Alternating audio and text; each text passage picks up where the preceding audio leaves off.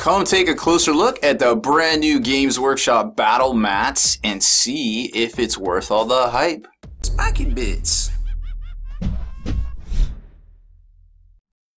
Make sure you stay in the trenches by becoming a supporter over on Patreon and also scoring yourself some free miniature swag in the process. Subscribe to this YouTube channel. Check out our site, spikybits.com, for all the hot hobby tutorials, news, rumors on all your favorite hobby topics. And head on over to thelongwar.net. That's the home of the battle reports for exclusive content, early access videos, and more. Become a veteran of the Long War today.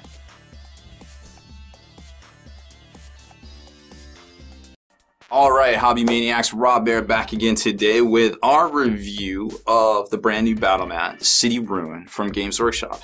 Now this is a marked departure from Games Workshop, and it signals that they are getting serious about some terrain and about their accessories. You know a game's successful when they make accessories for it, from their line of plastic bases to their battle mats now, to even the terrain pieces themselves, the City Fight Gothic terrain as well. So basically, Games Workshop is almost a one-stop shop for the hobby. You go there, you get your models, you go there, you get your terrain, you go there, you get your paint, you're not necessarily there, but to the company in general, and now you go there to get your mat.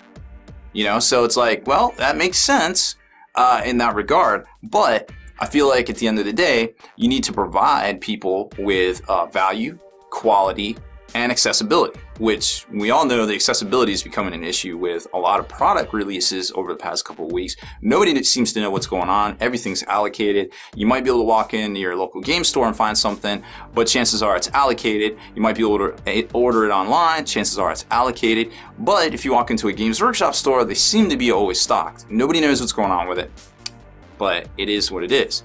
Now, getting to this particular product here, it's innovative in a lot of ways, but I also feel like it kind of falls flat in a lot of ways too, literally.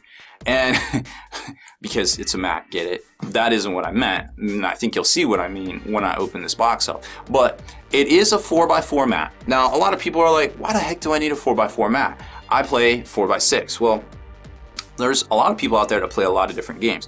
The G-Dub stores themselves have a table set up in them that they usually divide into two 4x4 sections. So this makes a lot of sense in that regard for their game stores themselves, okay? So I can get that. You could also play games of Kill Team on here because that's about the size you need, right? And for a lot of people, they might only have that hour or 2 hours to play. It's also the same size as your Vanguard missions, I believe they're called, in Age of Sigmar. If you play 1,000-point games, it's only on a 4x4 mat. So which we've already seen the corn mat that's coming out for Age of Sigmar, right? So I get what they're doing in a lot of terms. Plus, this is like 8 pounds. Like, this is heavy. Well, it's actually not 8 pounds. The normal mat would be about 8 pounds. So this is probably around 6 pounds, give or take. It's a very sturdy box, because to handle the weight, it flips out. It's very nicely done. I mean, all the graphics are great, putting the models on there, showing you everything it could be on the inside. Now, here's the features that they show.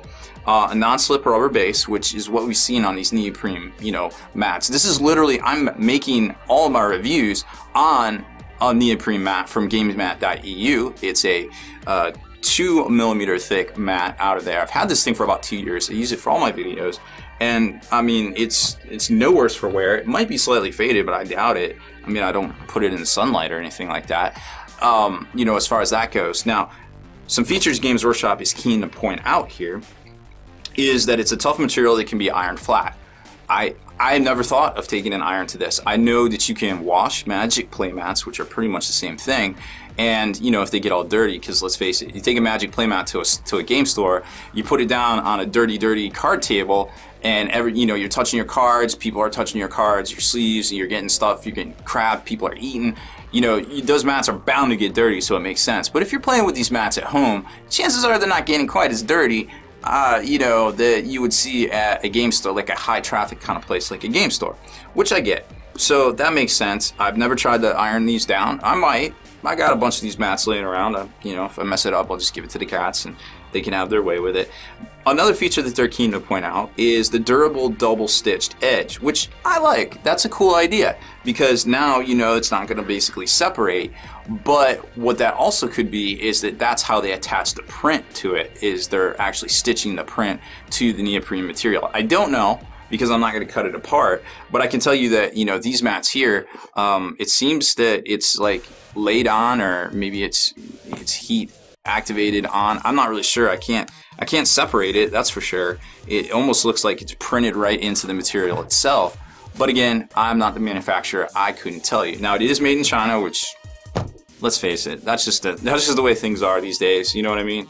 Everything's made in China and everything's delivered on semi-trucks here in the States, and well, that's just the life we're at right now. There's no sense really getting all bent out of shape about it, I suppose. Here's basically the breakdown of, you know, hey, this folds out. Oh, okay, that's cool. Now I haven't actually opened this up and completely unfolded it out, so that's going to be a venture for us both, whether every time you need to kind of, you know, iron it afterwards.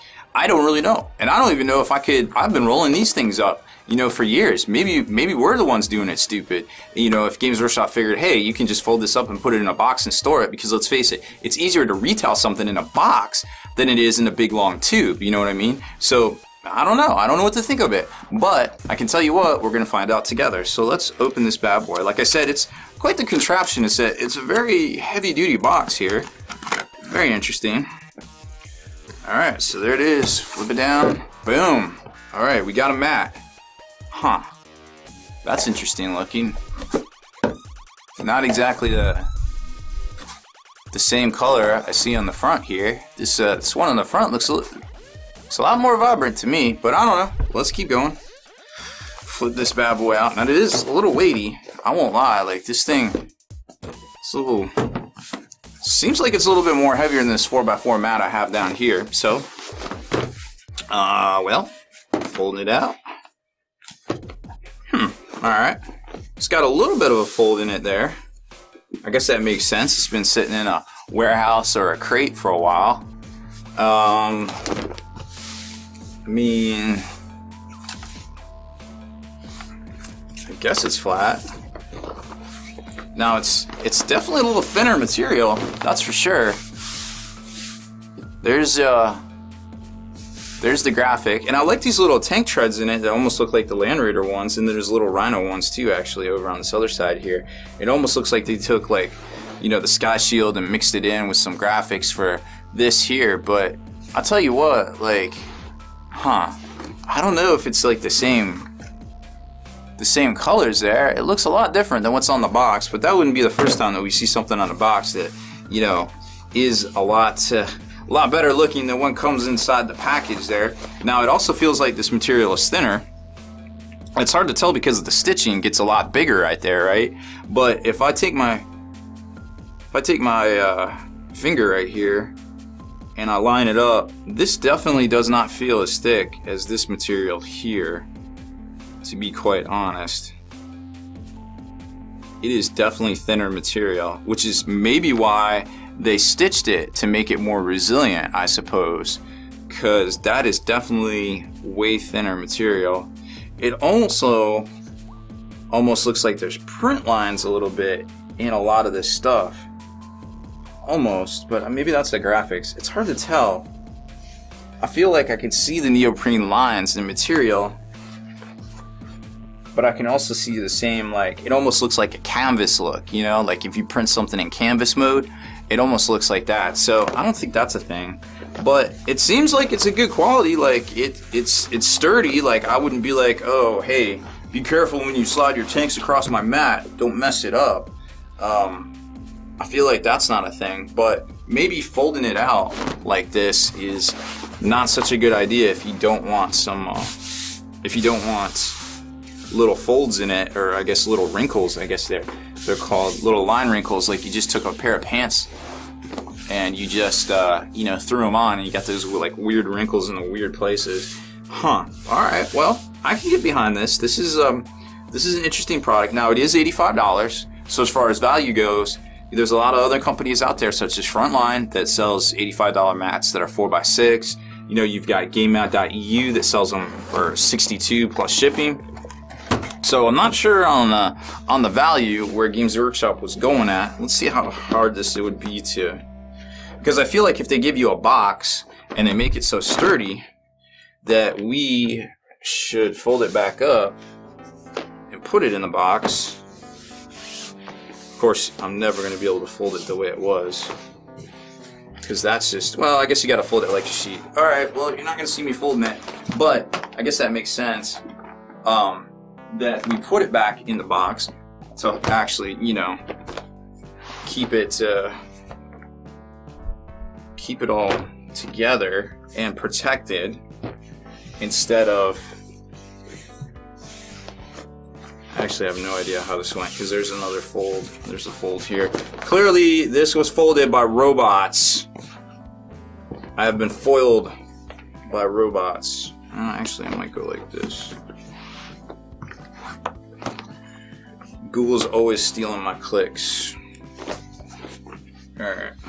Well, anyways, I failed. I need more time. I can't do it on the spot. I failed. Anyways, remember how you take out your mat, or else you might not be able to get it back in there without the help of a robot, I suppose. Anyhow, so I think it's a good value. I mean, it depends on how you value it, I suppose. You know, Games Workshop's never really done a product like this before, but if you're down for having official, you know, Warhammer iconography and stuff like that, and that grimdark feel, I feel like this is a solid product. But like I said, for a few bucks less, you can get more for your money, or, you know, I don't know. A 4x4 table is going to be a hard sell for a lot of, or a 4x4 mat is going to be a hard sell for a lot of people, I feel like. But I could also see the reason why they went with a 4x4. So maybe we'll see 4x6 in the future, maybe not. But it would be a difficult price point, I feel like, to price a 4x6 mat at, when you also have the Realm of Battle tiles up there around $300, right? I think both have their place, but maybe, you know, you have to be very cognizant at that point of your price pointing, I feel like. So I don't know. I think overall I have mixed feelings about it. As a product, the quality seems there. It's definitely a little thinner material, and that might be why they did the stitching around it. If anybody's tried to use an iron on these things in the past, I have used Resolve spray to clean off cat vomit or hairballs in the past, and it seems to have not affected any of the mats I own. Now, I'm not sure on the GW one. I don't think they're going to get the chance to ruin that one, especially if it's in this protective box. But, you know, drop it in the comments there, because I'm interested. Never thought of actually ironing these bad boys here. So that's it for this one. Errors, omissions, clarifications, questions. Ask me about my cats. Leave it below. Ha ha ha, I did it. It only took me 5 minutes. Deleted scenes, bonus content, and all the interviews and post-game wrap-up videos can be located in the Hall of Veterans on thelongwar.net. Visit thelongwar.net today and try a week completely free with no strings attached. That's not all. Thelongwar.net is also your hobby resource for exclusive early access with an ad-free experience to all your favorite videos. Members of the Hall of Veterans gain early exclusive access to multiple hobby videos.